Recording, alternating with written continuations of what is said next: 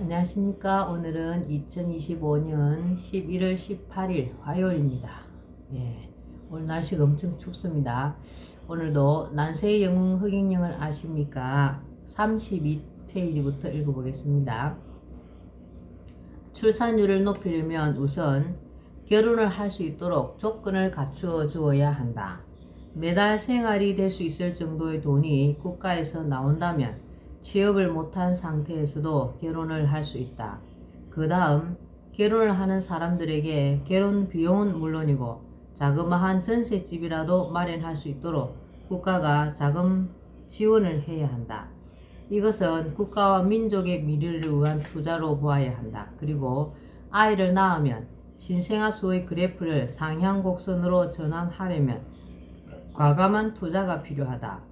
그렇게 되면 아이를 낳는 가정이 급증할 것으로 생각한다.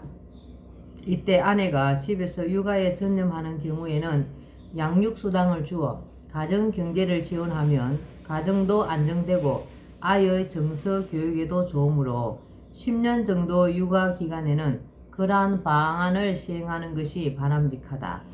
국가는 취업이나 생계, 결혼, 출산, 양육과 같은 문제가 개인의 문제를 넘어 국가와 사회를 구성하는 구성원의 문제로서 국가 사회적 문제임을 깊이 인식해야 한다. 국민의 행복은 물론 국가의 존립과 민족의 존속을 위해서 국가가 적극 나서서 과감히 투자해야 한다. 이러한 해법이 아니고서는 이 문제를 해결할 길이 없다고 생각한다. 현재 우리나라는 신생아 수는 줄고 노인 인구가 급속히 늘어 만 65세 이상 인구가 14%를 넘긴 고령 사회로 머자나 노인 인구의 고령화는 많은 문제점을 내포하고 있지만 우선 노후 대책 문제가 가장 시급하다고 할 수 있다. 물론 정부에서도 이 문제에 관심을 갖고 대책을 세워오고는 있지만 장기적인 국민 전체의 노후 생계 대책은 여전히 미흡하다고 본다. 현재 전국민 노후 대책으로 국민연금 제도가 시행되고 있는데 이는 노후 대책을 개인에게 맡기는 것으로 올바른 방법은 아니라고 생각한다. 국가의 주인인 국민에 대하여 노후에도 안정된 생활이 가능하도록 하는 것은 국가의 임무이다. 지금 시행되고 있는 국민연금은 국민에게 세금과 비슷한 부담을 줄 뿐만 아니라 기금 고갈 문제 때문에 수령 시작 연령이 점점 늦어지고 있다.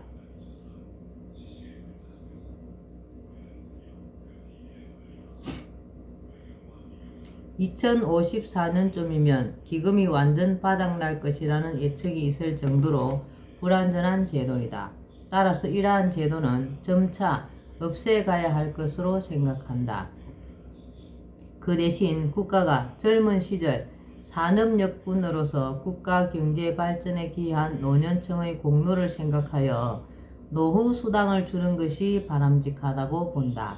사실 이러한 제도는 내가 일찍이 내놓은 방안들 가운데 들어가 있는데 이미 박근혜 전 대통령 때 이 방안을 본떠 만 65세 이상이면서 재산이 하위 70%에 해당하는 노인에게는 매월 20만원을 지급하기 시작하여 현재 30만원 정도가 지급되고 있는 것으로 알고 있다. 그러나 그 금액은 여전히 적다고 본다.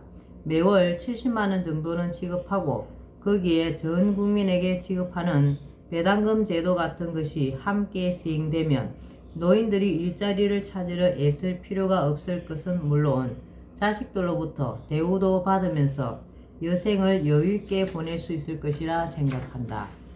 우리나라의 교육제도에 문제가 있다는 것은 누구나 인정하는 사실이다.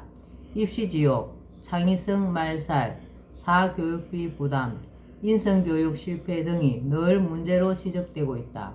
모든 문제가 그렇지만 교육 문제를 해결하기 위해서도 접근법이 중요하다. 교육 문제는 아이들을 문제 해결의 중심에 두고 그들의 입장에서 문제를 바라보고 아이들을 사랑하는 마음으로 접근해야 한다. 학교 교육 문제의 핵심은 입시제도이다. 입시제도가 어떠한가에 따라 교육과 관련된 모든 것이 달라진다. 학생들 입장에서 대학 진학을 한두 번의 수능 시험으로 결정한다는 것은 문제가 있다. 시험 보는 날 컨디션이 좋지 않는 등으로 그동안 쌓은 자신의 실력을 제대로 발휘하지 못할 수도 있기 때문이다. 그리고 학교 공부는 물론 청소년 시절의 생활 전부가 입시에 매이게 되는 것은 바람직하지 않다. 따라서 수능 시험은 폐지하고 대신 중등 과정 동안 적성과 소질에 맞는 한 과목만 시험을 보고 그 누적 점수로 대학 진학이 가능하도록 입시 제도를 고치면 합리적이면서 입시를 위한 과열 경쟁이 사라지고 학생들이 자신의 적성과 소질에 맞는 대학에 들어갈 수 있다. 이때 나머지 과목은 수업만 받게 하면 청소년들이 입시 지옥에 시달리지 않음으로써 그들의 정서와 건강을 지킬 수 있다. 또 사교육비도 줄일 수 있다. 그 외에도 그간 해결되지 못한 교육의 고질적인 문제들이 해소될 것이라고 본다. 이렇게 하는 것이 교육이 나아가야 할 올바른 방향이라고 본다. 교도가 아니라 범죄 수법 전수가 이루어지는 교도소를 중범죄인을 수용하기 위한 한두 군데를 제외하고 모두 철폐하여 범법자들을 교도소에 수감하는 대신 벌금을 내게 함으로써 범죄율을 낮추고 예산을 절약할 수 있다. 이때 벌금이나 범칙금은 재산에 비례하여 재산이 적은 서민층의 생계형 범법에 대해서는 금액을 적게 하고 사회 인프라와 국민을 통해 부를 쌓게 된 부유층에게는 사회적 책임과 형평성을 고려하여 재산에 비례해 벌금이나 범칙금을 내도록 하면 범법이나 범죄가 줄어들고 국가 재원이 늘어날 수 있다.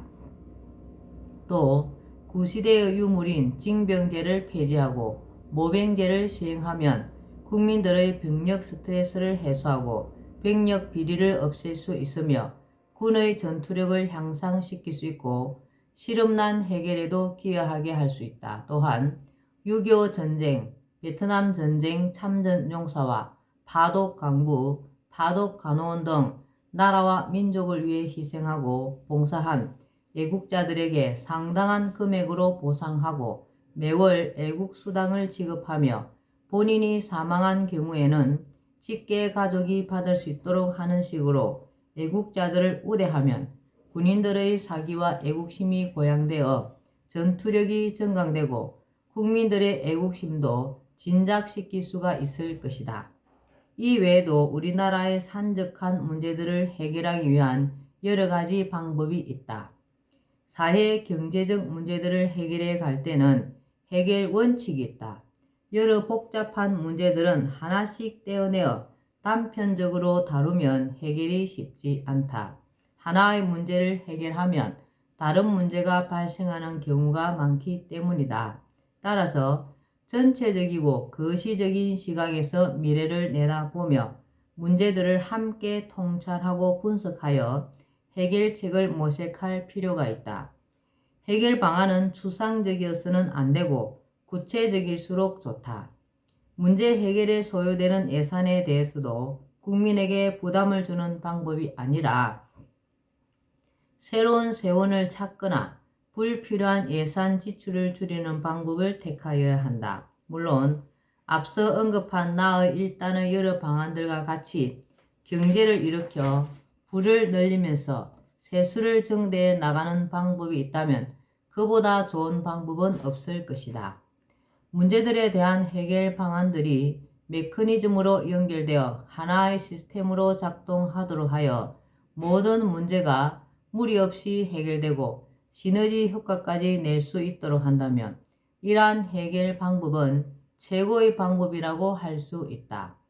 한 나라의 최고 지도자가 되고자 하는 사람은 자신이 그러한 위치에 가면 국민을 위해 무엇을 어떻게 할 것인가에 대한 철저한 계획이 미리 준비되어 있어야 한다고 생각한다.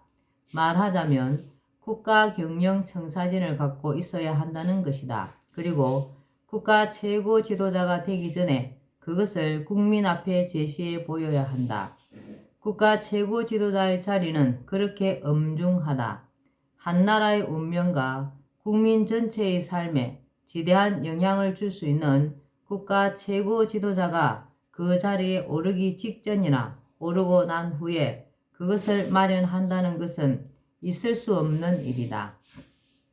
그리고 국민은 국가 최고 지도자가 되려고 하는 사람에게 그것을 요구해야 한다. 국가를 어떻게 경영하고 무엇에 중점을 둘 것이며 경제 정책이나 민생을 어떻게 할 것인지 물어야 한다. 그것도 두루뭉술한 계획이 아니라 어느 정도 구체성을 띤 정책을 제시할 것을 요구해야 한다. 그런 것도 없이 국가 최고 지도자가 되면 국정에 시행착오나 실책이 많을 것은 불을 보듯 뻔하고, 그러면 결국 피해는 고스란히 국민에게로 돌아오게 될 것이기 때문이다. 누가 포퓰리즘이라는 딱지를 붙이는가? 부익부 빈익빈을 비롯하여 우리나라의 골치 아픈 온갖 문제를 해결하는데 내가 말하는 처방들에 대해 상당히 많은 사람이 공감을 하기 시작한 것으로 알고 있다. 근래 정치권에서 거론되는 정책들을 보면 대부분 내가 문제 삼아온 주제들이나 나의 해결 방안들이 대부분인 것만 보아도 그렇다. 그러나 여전히 그러한 방안들에 대해 이해하지 못하고 허황되다거나 비현실적인 생각 정도로 치부해버리는 사람들이 있다. 특히 부익부 빈익빈 해결을 위한 배당금 지급 제도 등 현금 지급 방안들에 대해서는 그것의 깊은 의미나 효과를 이해하지 못하고 포퓰리즘적 방안이라고 폄훼하는 사람들도 있는 것으로 알고 있다. 어떤 사람은 이런 거 시행하다가는 우리나라가 거들나서 베네수엘라 꼴 난다고 비판한다고 한다. 그러나 분명히 말하지만 그러한 것들은 절대 허황된 포퓰리즘이 아니다. 포퓰리즘은 재원 조달 등에 대한 뚜렷한 대책이나 정책을 추진했을 때 나타날 수 있는 결과에 대한 죄책감도 없이 당장 자신의 정치적 목적을 이루기 위해 내놓는 사탕발림의 인기 영합 정책이다. 내가 제시한 방안들은 아무런 재원 마련 대책이 없는 것이 아니다.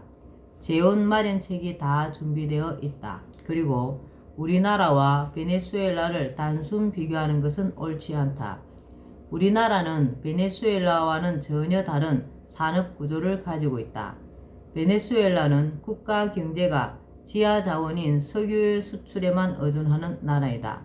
그런 나라는 석유가 수출되지 않거나 수출 가격이 폭락하면 엄청난 타격을 받을 수밖에 없다. 석유 수출로 벌어들여 국민에게 나누어주던 국가의 돈이 순식간에 사라지면 국민 전체가 한순간에 거지로 전락할 수도 있다. 그러나 우리나라는 최첨단 기술 산업부터 1차 산업인 농업에 이르기까지 산업이 다각화되어 있고 수출 품목도 다양하다. 국가 경제가 수출품 한두 가지에 의존하는 나라가 아니다. 과학적이고 합리적인 대안. 우리나라의 문제들을 해결할 수 있는 나의 여러 가지 방법들에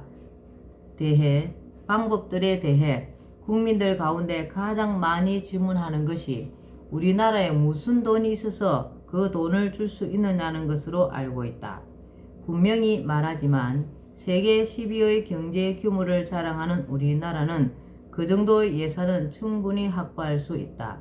예산을 알뜰히 아껴서 사용하고 예산 가운데 낭비되거나 누수되는 것만 없다면 국민에게 줄 돈을 충분히 확보할 수 있다. 국가에 돈이 없는 것이 아니라 도둑놈이 많은 것이다.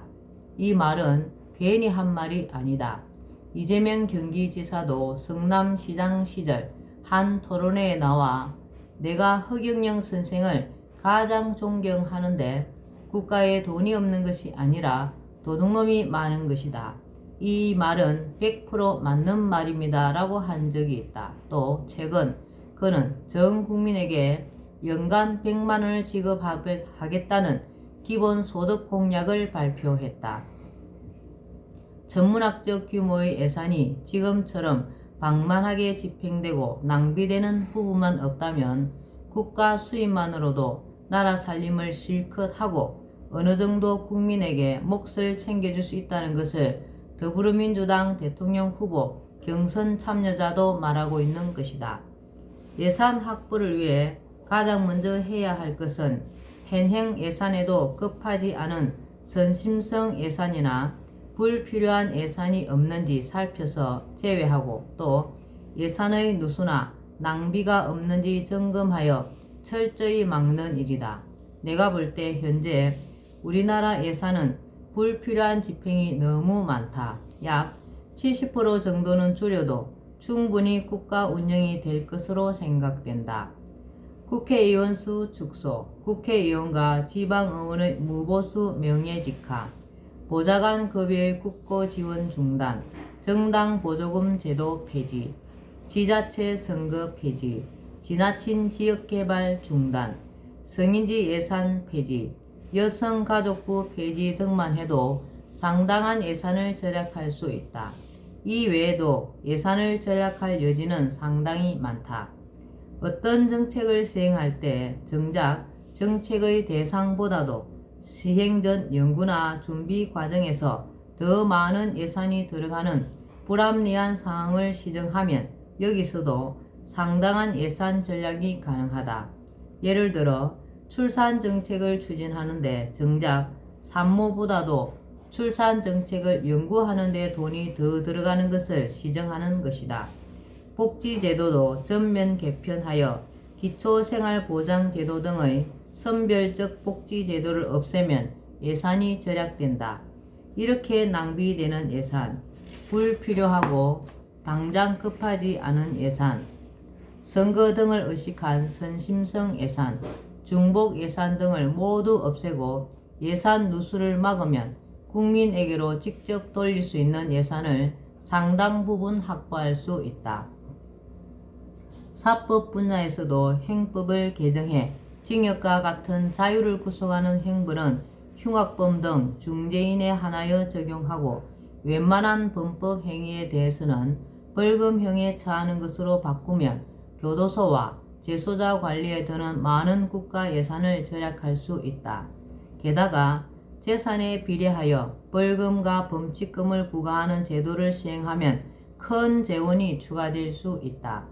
예산을 절약하고 정대할 수 있는 또 다른 방법으로는 수많은 세금 항목을 통합하여 징수하는 체계를 마련하는 방법이 있다. 이것은 세금 징수 비용을 절감하고 징세 관리를 수월하게 함으로써 예산을 절약하고 세수 정대 효과까지도 얻을 수 있는 방법이다. 또 세금 포인트 제도 같은 것을 실시하여 세수를 정대할 수 있는 방법도 있다. 이것은 세금을 많이 내는 납세자나 성실 납세자에게는 세금 포인트라는 것을 주고 국가 유공자로 우대하며 세금 포인트가 많은 유공기업이 위기에 처하면 국가에서 전폭적으로 지원하여 위기를 면할 수 있도록 하는 것이다.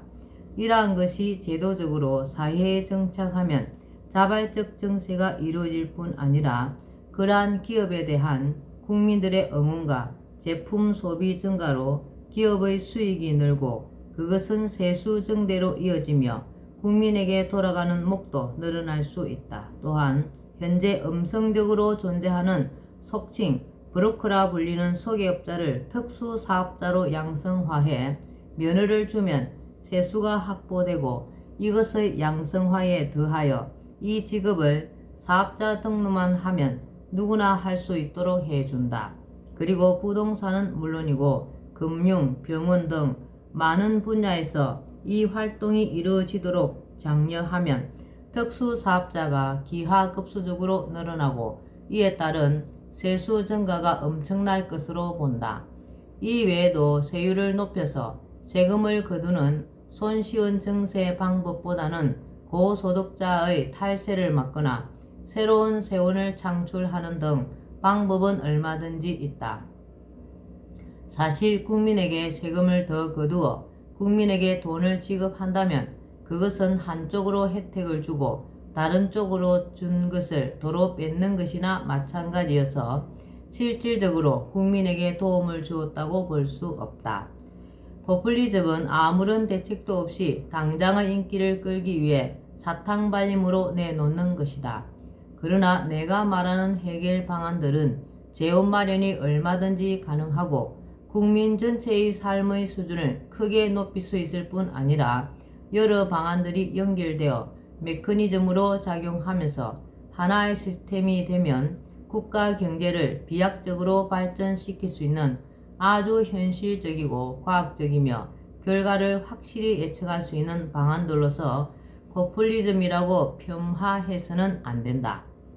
황금 덩어리가 누추한 보자기에 쌓여 있으면 그것이 황금 덩어리인 줄 알기 어렵듯이 내가 말하는 방안들을 지레 포퓰리즘이라 단정해 버리면 내 방안들이 우리 국민과 우리나라, 나아가 전 세계를 몰라보게 업그레이드 시킬 수 있는 기막힌 방안임을 절대 알 수가 없다. 물론 나는 점점 시간이 지나면 이러한 방안들이야말로 정말 시의적절하고 대단한 발상이고 방안이었다는 것을 인정하지 않을 국민이 없을 것이라 확신하고 있다. 네, 오늘은 여기까지만 읽겠습니다. 오늘도 흑영령을 많이 부르고 알려서 하늘의 복을 짓는 행복하고 뜻깊은 하루 되시기 바랍니다.